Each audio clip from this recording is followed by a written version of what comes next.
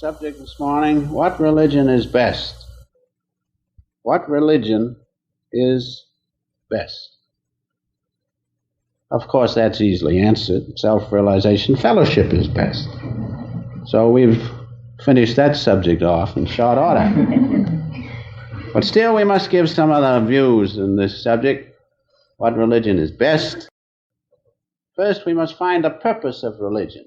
What is the purpose of religion? Well, we look up the definition of religion, and it comes from the root religare, which means to bind. To bind. Also, that definition means any system of faith and worship. But on the other hand, under the same definition, that which binds the spiritual nature of man to the supreme. And that's the real meaning of religion, or should be. The first is superficial, but the second definition is more specific. That which binds our soul to the supreme, to God. Or, put in a more practical way, first refers to the outward form of religion. Outward form, realize these eternal truths. Outward form or ritualistic form of religion. And the second is true religion. True religion, the following of which gives you oneness with God. Understand those two things and you'll never be caught failing to realize what true religion is. First is the outward form, the ritualistic forms and services. But the second definition, which you must not forget, is that true religion is that religion which following gives you oneness with God. These things are important. The first depends on knowledge. Following the outward form of religion, the ritualistic form, depends on knowledge, theory. But true religion, in which you contact a oneness of God and you are one with Him, depends on not knowledge, which comes from the senses, mind, or intellect, but through the intuition of the soul, which is the soul's inherent power, or God's power within you. If you stop with the outward form of religion, you have missed the goal of life, which is to know God and return home to Him. So true religion depends not on outward faculties of senses, mind, or intellect, or theory, but on the realization of the presence of God within. Let us take up first the outward or ritualistic religions. They are systems of beliefs and creeds with meetings and rituals and services to promulgate these beliefs and creeds. It's the outward form. Understand that truly. These depend on knowledge of God. For instance, there are many church services, many churches, and they deal with ethics and morality. They deal with right behavior in this life, in carrying out our duties. But that's not enough. You may have overcome greed and sex and the desire for money, but that will not do. You may be a perfect moral person, ethical, and have overcome your appetites. That is not enough. You must know and love God. You must know Him first. How can you love Him unless you know Him? You must know God. Then you can love Him. So that's the main thing in religion, to understand those two things. The outward form is superficial. True religion gives you contact with God by being one with Him. And that's what our Master has said. You must know God first before you can love Him. And so love is the greatest thing. What are the two greatest commandments? First, thou shalt love the Lord thy God with all thy strength and with all thy might.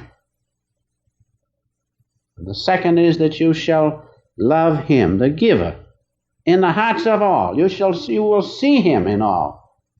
And then, playing your part in life, whomever you come in contact with is your neighbor, and you will treat him and act with him and for him with love. On these two commandments hang all the law and the prophets. On these two commandments, commandments of love, they are the basis of true religion. Now, you cannot give others true love unless you know God first, unless you see him in the hearts of others. And so it is very simple, the difference between the outward form of religion, which is theoretical, and true religion, which is realistic and which is known through intuition and realization. Now, that religion, or let us take up true religion, that which binds us and helps us to realize our oneness with God. And this depends, as I have said, not on the following of the senses, mind, and intellect, or reason. You cannot reason God. You cannot follow true religion through reason.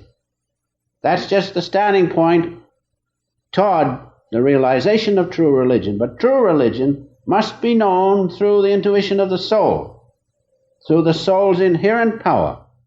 And by that true religion, following that true religion, you attain your kinship with God. That's the important thing. And that religion which is best for you is that one, the following of which enables you to know beyond question of a doubt your kinship with God and that you are one with him. As the great Lord Shankara said, I am he, blissful spirit, I am he. He could not have done that unless he had tasted God, so to speak. Master used to illustrate it this way. It's like sugar. The outward form of religion is the description of sugar, its crystalline form, the different forms in which sugar comes, which I will not name.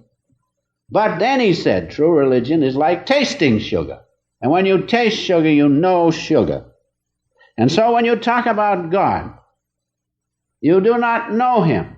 But when you taste his presence within you, then you really know God. Then you have true religion. And so we come to the question, it's either God in theory or God in realization. God in theory is one thing. God is wonderful. He gives us all things. He gives us those near and dear to us. He's created universe upon universe. His power is tremendous. We cannot kind of conceive of the greatness of God. That's God in theory. But God in actuality is what? Knowing him as a definite force within you. A definite something, not in theory, something you can taste like sugar and realize that you and he are one. There's no difference between your consciousness and his consciousness. There's only one consciousness in the universe, and that's God's consciousness. There's only one consciousness and energy which constitute the presence of God, and that consciousness and energy is all-pervading, and that consciousness and energy is in each one of us. Therefore, God is in each one of us, but he's covered up by this bodily vehicle, an attachment to this worldly living. When we do away with the attachment and remove these engulfing vehicles, then we find him through the freedom of the soul. And so that is what God is, something tangible and real. Unless he is that, your religion is not doing you what it should. You must know your kinship with God by tasting his presence. As Brother Lawrence says, we have to practice the presence of God, then we can love him. If you're out in the street and I want to tell you something, I can't tell you, but if you're here in my presence and I'm in your presence, it's easy to do it. And so it is with God. We first have to get and attain the presence of God. Then we can love him. You cannot love anyone in idea, really. Sometimes the up-to-date artists seem to love people with these funny pictures and so forth. But to really love God, you must know him actually and taste him. And so many seekers of truth, they lose sight of the goal of life, that we must know God. And so they follow the different religious preachers and teachers. They like the style of one, the style of another, but they miss the underlying reality, which is the presence of God, which they must attain. And so we must not fall into that mistake. Some people follow the religion they're brought up in. But unless that religion gives them oneness with God and a positive communion with Him, they should not stay in that religion. They must follow and find the goal of life, which is oneness with our one Father, that we may dwell not in this outward existence. This is not our home. Our home is in the infinite presence of God. And our Master said, our home is not here. Well, when things go wrong, I'm sure it isn't here. I know you all are. But in that silence of meditation, there you find His peace and His bliss. That's our home. As Master said to me, he said, and I say it to you, it applies to every one of us, let your life be a spiritual example for others to follow, to our one abode of light, where all will meet who live and do right in the presence of God. Let us realize that. I have one or two references at this time which will substantiate what I have just said, and I will give them to you from the autobiography. First, just a reference from the Bible from St. John. But as many as received Him, to them He gave the power to become the sons of God, even to them that believe on His name. Receiving God is what? Is being one with Him. And if you feel yourself one with Him, you have His power, because there's only one consciousness in the universe, consciousness of God, His presence in each and every one of us. And so if you receive the Father, you know Him. You actually know Him. Then you are one with Him and become a true Son of God. And so our Master went to a small Orthodox ashram in India in his early days, and he went with the real purpose of finding God, but he found rituals and services, that's all. So he says this, I am seeking direct perception of God, said the Master to the one in charge. I am seeking direct perception of God. Without Him I cannot be satisfied with affiliation or creed or performance of good works. It will not do. You may do the greatest good in the world, but unless you know God and are one with Him, you will not find His true presence. Thou shalt love the Lord thy God, first commandment, with all thy strength and with all thy might. Then another reference. He only is wise that devotes himself to realizing, not reading only, the ancient revelations. And so you can see we must go beyond theory, and that religion is best for you, which takes you to the presence of God. If it doesn't, don't stay, because you will never be satisfied until your soul returns home to God. And so we come to the question, what is God? You must understand what He is before you can worship Him. What is God? Well, Master gives this definition. God is ever-conscious, blissful, eternal existence. Think of it. Ever-conscious, blissful, eternal existence. You may have $1 million or 2 or 3 million.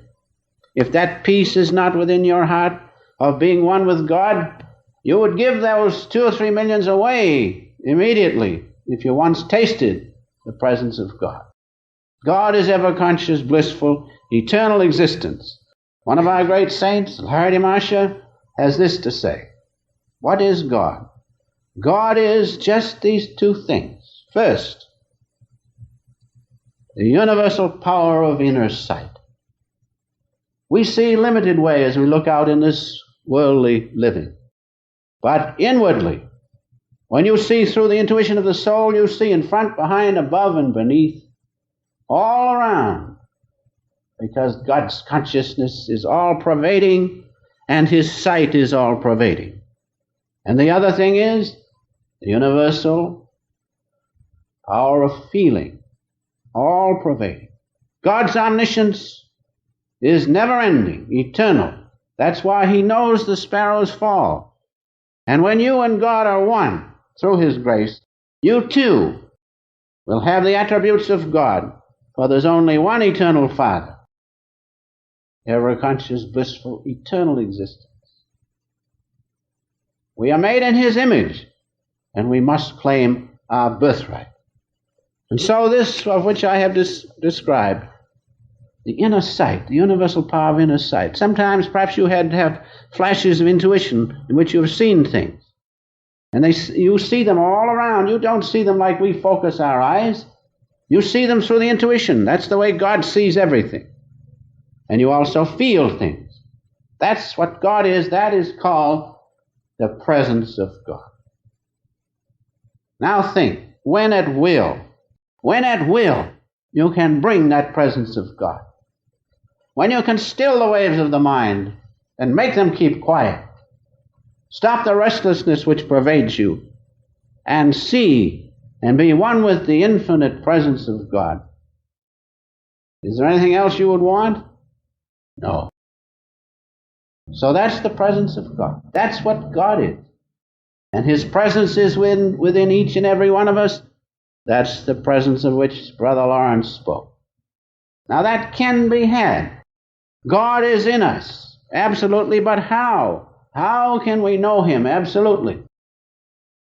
Well, we find the answer in our own scriptures, in St. John. The first manifestation of God is the great Word spoken of there. In the beginning was the Word was with God, the Word was God. Now what is that Word? It's the holy vibration, the Holy Ghost, called Ghost because it's unseen. But it is within each and every one of us. That great vibration from which all things have come, that's the first manifestation of God, is that holy vibration, the Word. In the beginning was the Word was with God, the Word was God. Now if you can contact that holy vibration, you contact God. Because in that holy vibration, we find all things. His love, His infinite intelligence, His all-pervading aspect. Everything is in that holy vibration. And those who meditate and contact it will find it so. But hearing or being one with that holy vibration are two different things. If you hear the cosmic sound of Om, which is the holy vibration, or you see the light of that holy vibration at the Christ Center, or all-pervading, or you feel the infinite love in that holy vibration, then you are merging in God. You're not just listening to it or seeing it.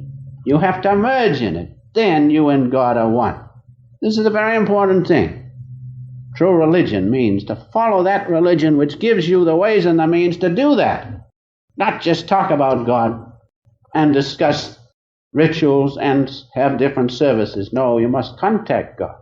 That's why meditation is so important. You cannot contact that holy vibration, that Word, through the senses, through the mind or reason.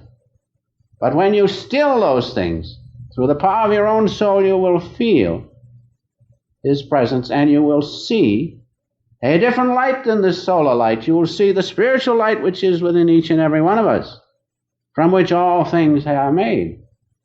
And you will feel the love which supersedes human love 1,000,000 times. And you will know the reality of your existence, that God is in you. And so in our own scripture, in St. John, the first chapter, the first 5 verses, going on, the same was in the beginning with God. This Word is God. And from that Word all things have come, that holy vibration. All things were made by Him, and without Him was not anything made that was made. Everything comes from that one holy vibration. Science has shown that matter resolves into energy and finally into light. And that light is in that holy vibration. And many in this room see it. It is not solar light. It is not seen with these two eyes. It's seen with the eye of intuition, the spiritual eye of which Jesus spoke. Thine eye be single, thy body will be filled with light. Not solar light, spiritual light, something real and tangible. Then it goes on, in him, in that word, in that holy vibration, in him was life, and life was the light of men. And finally, and the light shineth in the darkness, and the darkness comprehendeth it not. And so that light is there, but we look around, taken up with matter and a million things, we don't see it. But if you'll sit in meditation and follow the definite ways of self-realization given by the Master, you will see that light. And you will also hear the cosmic sound, the word, the holy vibration, and in that is God's all-knowingness, and greatest of all, his love. You cannot exhaust it. Now that's true religion, if you can attain that. And if your religion does not give you that, it is not best for you. But the religion for which you should follow is that which gives you contact with God.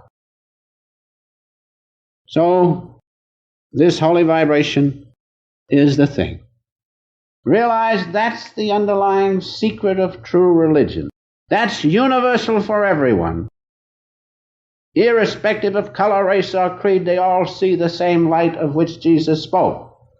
Hindu, English, German, any nationality. They all see the same light if they look the right place and still the waves of the mind. So, knowing that holy vibration, the word, is the main thing in true religion. Just to show you this is universal, the Om means the holy vibration, the word of God. In our own Bible, the Amen means the holy vibration, the word of God. The Amen, the faithful and true witness, the beginning of the creation of God. That's the one underlying substance. That's God himself, and that's in us, and we can contact it. That's the secret of true religion.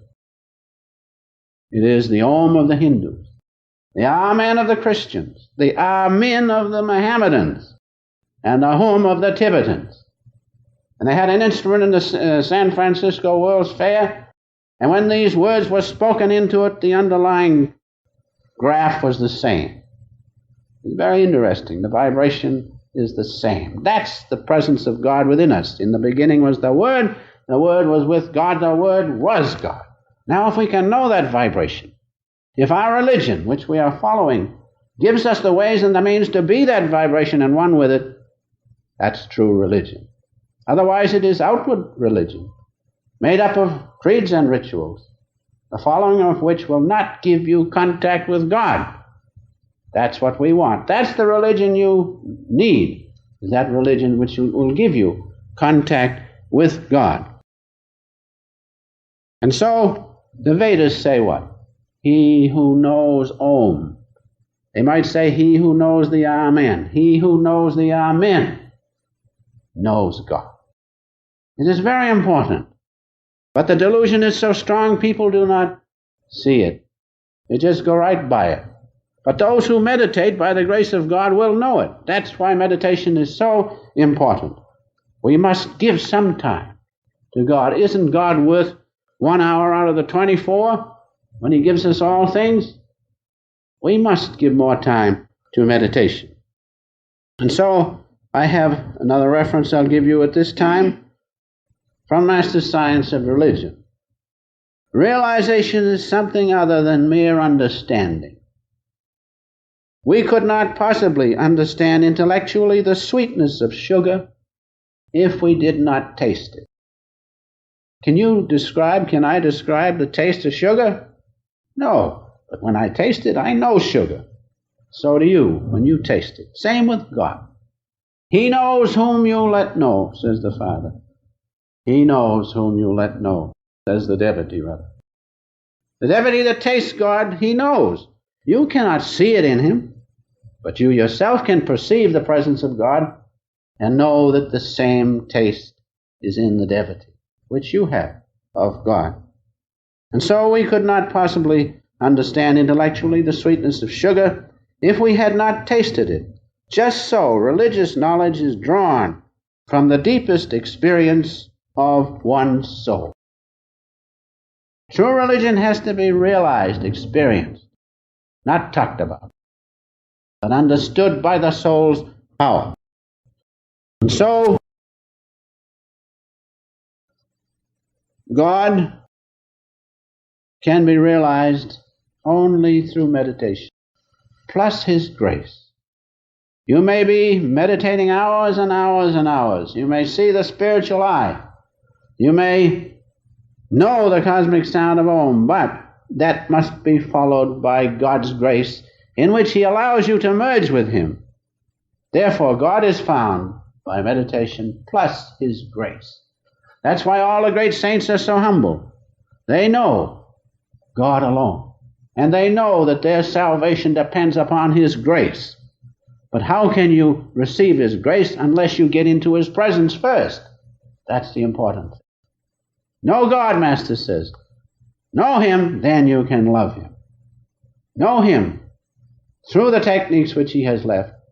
Then, by His grace, He takes you in with Him and lets you see what He's doing. And you realize yourself as a part of Him. That's true religion. Nothing else. And so, through scientific meditation, we can understand God. And when we understand Him and realize our oneness with Him, then the devotee, in an instant, can fully understand the deep truths of existence which the greatest intellectual person cannot understand. Why? Because God's supreme intelligence is in the Word, is in the holy vibration within. If you merge in that, as God knows all things, so do you. But if you're in the realm of intellect, as some of the great intellectuals, they cannot know God. But if they just supersede the intellect, and through love in their hearts and affection for God, they become Him through the holy vibration, as He knows all. So does the true devotee. The humble, the pure in heart shall know God. Think of it. Not the intellectuals, not the great egotistical people. They don't know anything about God. The pure in heart, because they have superseded the senses, mind, and intellect, and their love merges with His, and they know all things. These are wonderful things. That's why Jesus said, the humble, the pure in heart shall know God. I have a reference, one more reference I'll give you. I like to substantiate these things from the Master's writings. It is through intuition that humanity reaches divinity, not through learning, not through outward form, through the intuition of the soul. The influence of the senses vanishes. The intruding thoughts disappear. If you love God, the thoughts will leave you alone. But if you don't, it's very difficult to get rid of them. You all know that. Therefore I say, love God more by first knowing Him as the holy vibration within you. The influence of senses vanish. Intruding thoughts disappear. Bliss God is realized. The consciousness of all in one and one in all dawns upon us. The sun comes up in the morning, gently. So, when you meditate and contact the holy vibration within, His great love will dawn on you. You can't attain it. He can give it to you. That's His grace, and that must follow all your effort. You must throw yourself at the feet of the infinite. Full surrender, says the great Larry Marshall, must follow the performance of yoga, Kriya Yoga, which gives union with God. And so finally, the best religion for you to follow, for me to follow, is the most practical one. The one that will give you contact, without question of a doubt, of the presence of God. That's the best religion for each one of us. That's the most practical, isn't it? Ritualistic religion will not give you what your soul wants. It wants God. And it will keep at it and keep at you until it gets it. Why not go to the fountainhead, as Master used to say? And so let us follow the practical religion. And you will see other souls who have been following it, and you will see what it has done for them. It can do the same for you as it has done for them, because God is in each one of us. And finally, search God out daily. Love Him daily. Give Him that 1 hour out of the 24. You must do that. And when at will, just think, when you can still the waves of the mind and say, be still, and they'll be still, and be one with the presence of God, when at will you can do that and taste Him and know Him, you will never leave it. Everything else is insignificant. That's the best religion for each one of us. That's the presence of God. Search it out and find Him, and you will be fully satisfied. You will find all fulfillment.